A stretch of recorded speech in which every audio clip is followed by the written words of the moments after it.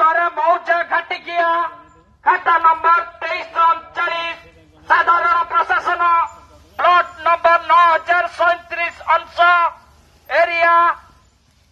58 decimal plot number 9038 अंश area 82 decimal किसम पतित